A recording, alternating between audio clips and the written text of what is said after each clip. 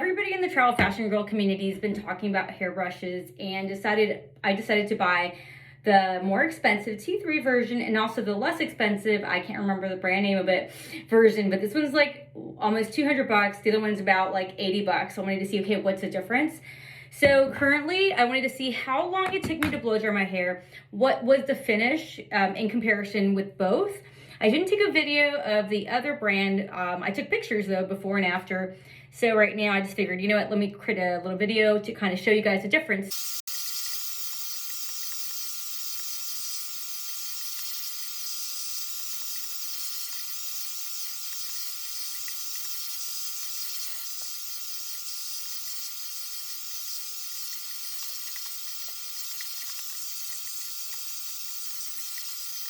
I wanted to see, is this really worth the space in my bag, especially because I want to travel carry-on, and now traveling with my 14-month-old, you know, I've got to like really limit my space. So on this side, it has like these different settings.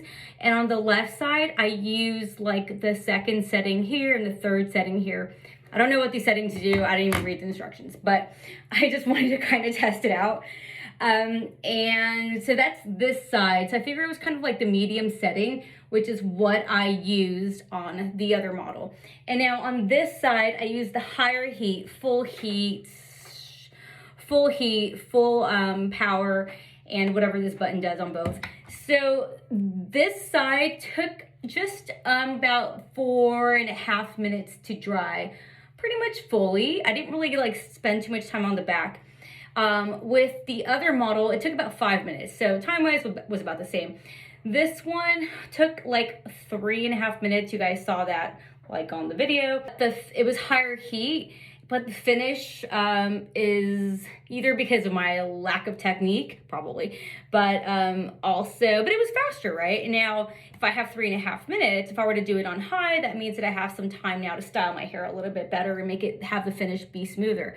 So what are my initial thoughts about these two products? Initially, one of the things that intrigued me about it was the fact that I want to get ready. I'm tired of kind of having like new mom life, and tired of kind of like not really having the opportunity, or not giving myself the opportunity to really kind of do my hair and style do my makeup as much as I used to. So I'm like, okay, well, how can I incorporate this into my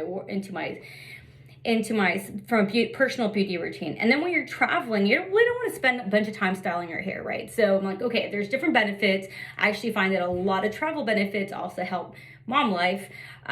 So far, I love that this is faster. I love the other products from T3. I'm kind of disappointed that this feels really frizzy and dry, but it's probably similar to the other one. This side on the medium heat ended up being my favorite for both. The finish on this one I feel like looks a little smoother and less dry. On this side with the higher heat, I don't know if they just both look dry, but I'm not very happy that it dried quicker, but it made my hair look not as nice. So ultimately, out of this, so far, they were close to the same time to do both sides of the hair. Then I added, so it was 5 minutes. I did 5 minutes on each with the other brand. Then I spent 5 minutes kind of like fine tuning this and kind of like rolling it in, or, making it look nicer and styling it out. I haven't done that with this style, obviously, but if I really just wanted to kind of blow dry my hair and run without having my hair in a bun or like whatever it's doing, then this is doable. And actually from that aspect, I actually prefer, I think, this one.